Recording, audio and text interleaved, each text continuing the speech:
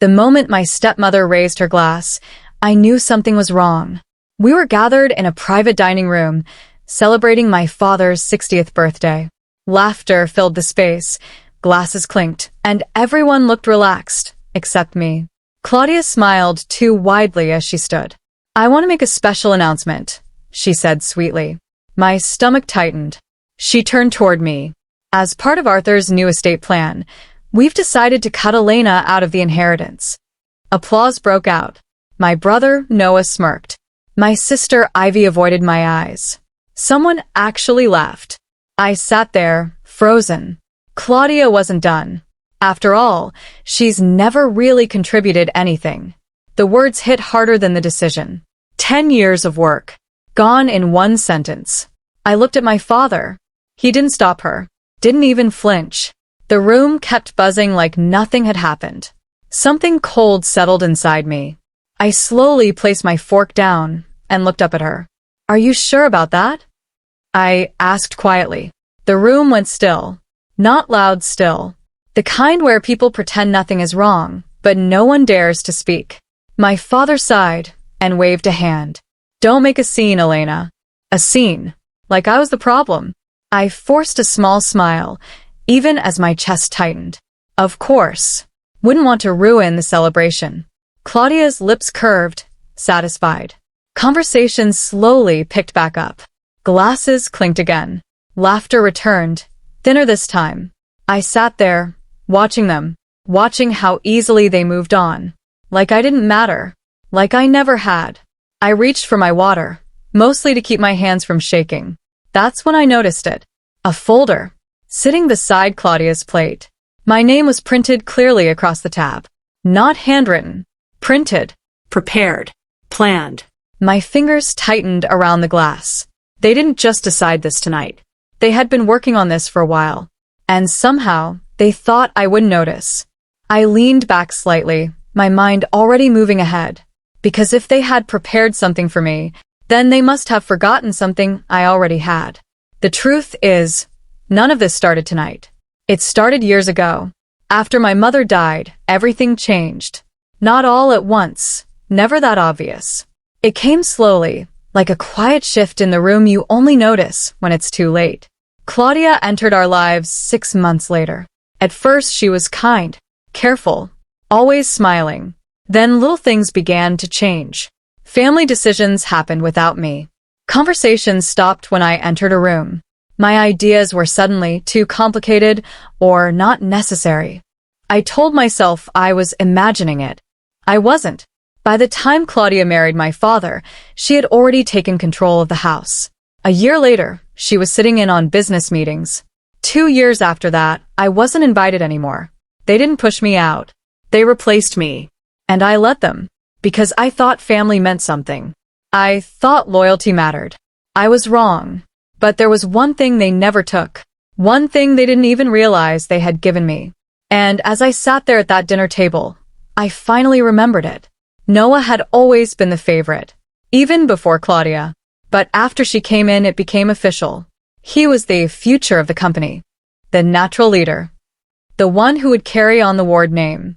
Never mind that I had been the one handling accounts, contracts, and compliance for years.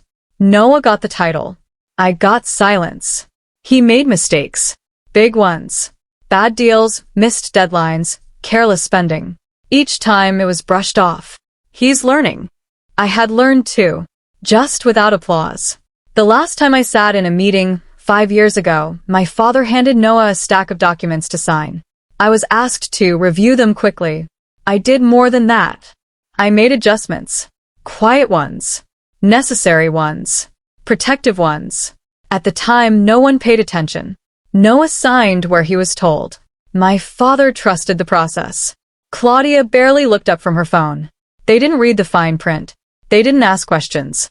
They didn't think they needed to. Sitting there now, I remembered exactly what I had added. And exactly how much power it gave me. I found my father outside after dinner. He stood near the entrance, shaking hands, thanking guests, acting like everything was normal. "Can we talk?" I asked. He looked at me like I was interrupting something important. "Make it quick." Of course. Was that necessary? I asked. He shrugged. It's practical. You've built your own life. I stared at him. I helped build yours. He didn't respond. That hurt more than anything. You'll be fine without us, he said flatly. Without us. Like I had already been erased. I nodded slowly. That depends. He frowned. On what? I met his eyes. On whether you'll be fine without me. He gave a short laugh. Don't be dramatic, Elena. Dramatic. I almost smiled, because for the first time in years, I wasn't being emotional. I was being precise. Good night, Dad, I said quietly. And as I walked away, I realized something important. They thought they had already won. They had no idea the game hadn't even started yet. I got home just before midnight. The silence felt heavy, but not empty.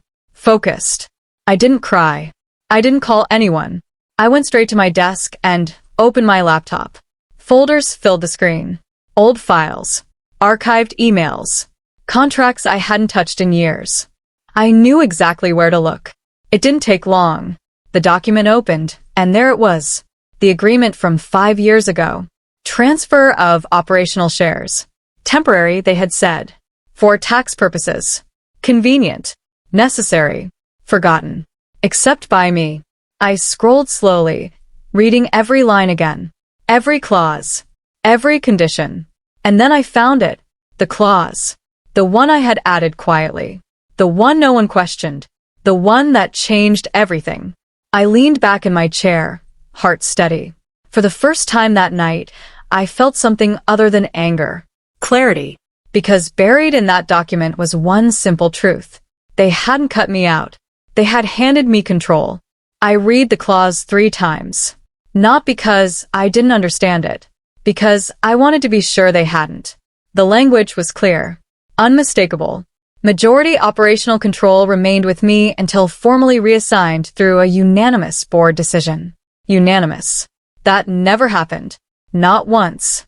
They had shifted roles, changed titles, moved money, but legally, nothing changed.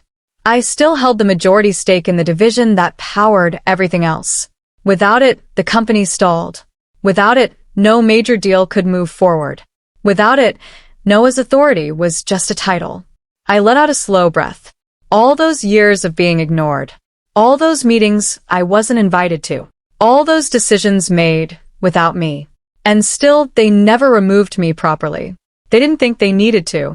I closed the file gently. They really should have read the fine print, I whispered. Because now, for the first time in a long time, I wasn't the one being pushed out. I was the one holding the door.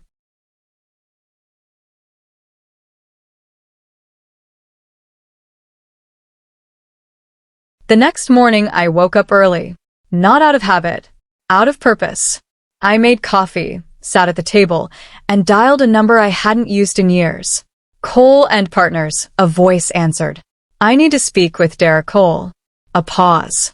Then, may I ask who's calling? Elena Ward. Another pause, longer this time. I'll put you through. Derek picked up after 2 rings. Elena? It's been a while. It has. What can I do for you? I didn't waste time. I need a review of my rights as majority stakeholder in Ward Logistics. Silence. Then his tone changed completely. Sharper. Focused. Are you serious? Yes. Do you have documentation? I do. Send it. Now. I hung up and forwarded everything. Within minutes, my phone rang again. Elena, he said, do you realize what this means? I'm starting to. Another pause. Then he said the words that confirmed everything. You're not just involved in the company. He took a breath. You control it. While I sat at my kitchen table going over legal strategy, my family was still celebrating. I knew because Ivy posted it. Photos. Smiles. Champagne glasses raised high. Caption. New beginnings. I almost laughed. New beginnings built on something they didn't even understand. Noah stood in the center of every picture. Confident. Proud. Certain. Like he had already taken over. Later that afternoon, Derek called again. They're moving fast, he said. How fast? Your brother just signed a major contract this morning. I leaned forward. Without review? Yes. Without me? Yes. I closed my eyes for a second.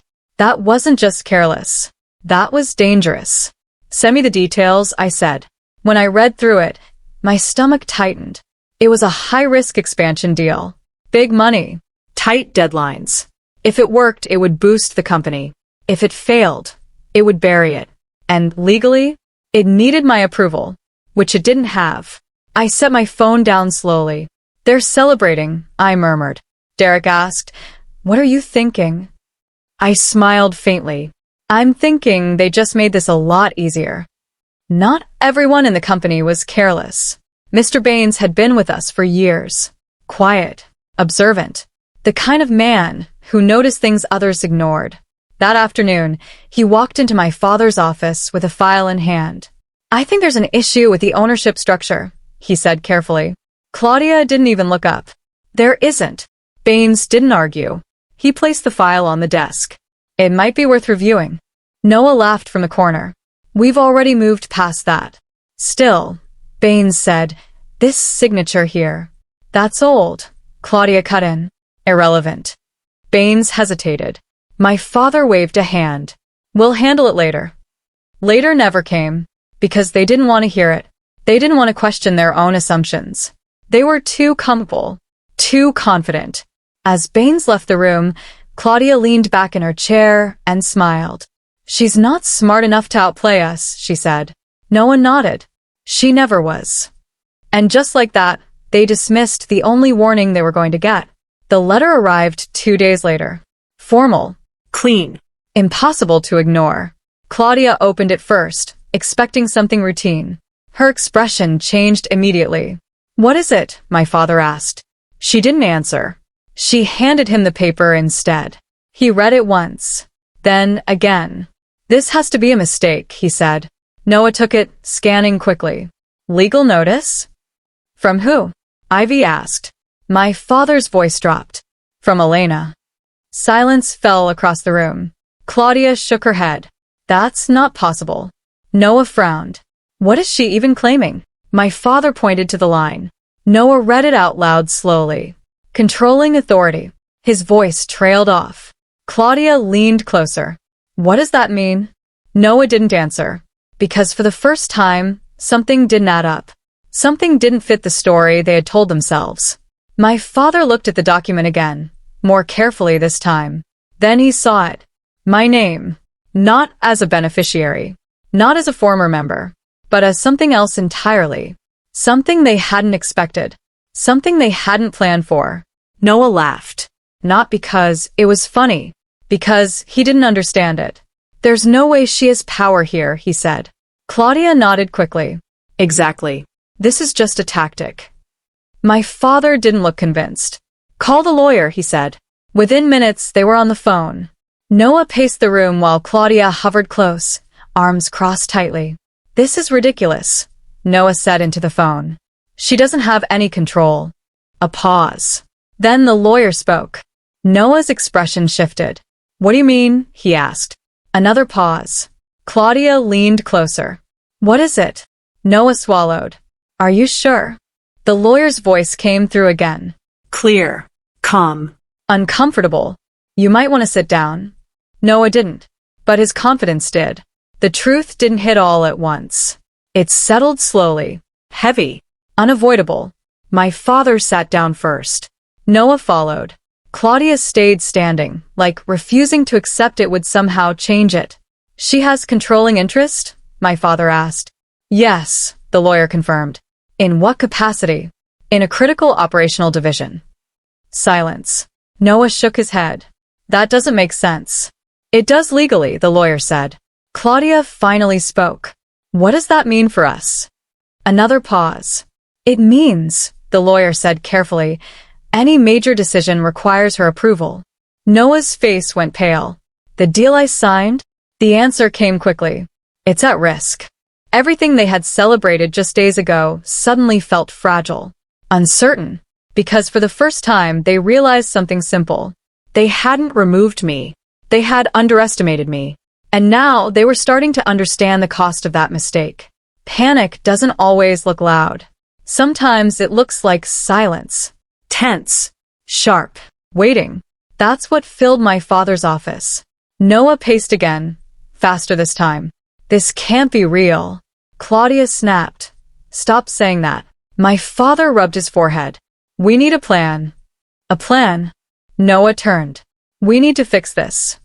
Claudia's voice dropped. We will. How? Noah demanded. No one answered, because there was only one option. And they all knew it. My father looked at the phone on his desk, then at the letter again, then back at the phone.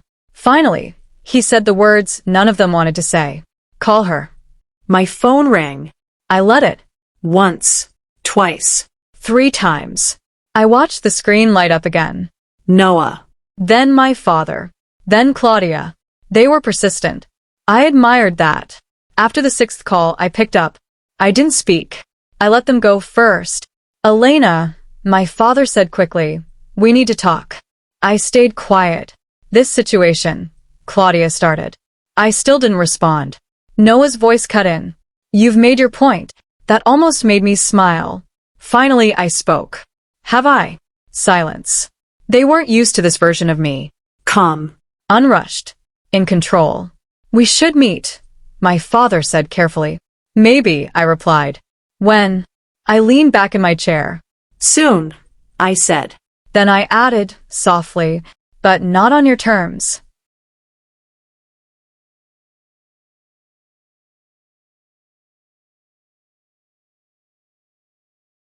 The next call came an hour later.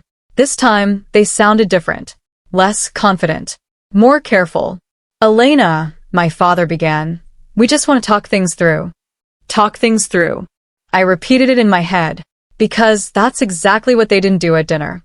We can fix this, Claudia added. Fix this. Like I was the problem again. Noah tried a different approach. Let's be reasonable. I let the silence stretch. Long enough for them to feel it. You already talked things through, I said finally. What do you mean? My father asked. At dinner. The line went quiet, because they remembered. The applause. The laughter. The way they had closed the door on me without a second thought. This is different, Claudia said. No, I replied calmly. It's exactly the same. I didn't raise my voice. I didn't need to. The deal Noah signed, I said, is frozen. What? Noah snapped. It requires my approval. You're blocking it? Claudia asked. I'm reviewing it. My father exhaled sharply. Do you understand what that means? Yes, I said. Penalties. Delays. Pressure. All of it building.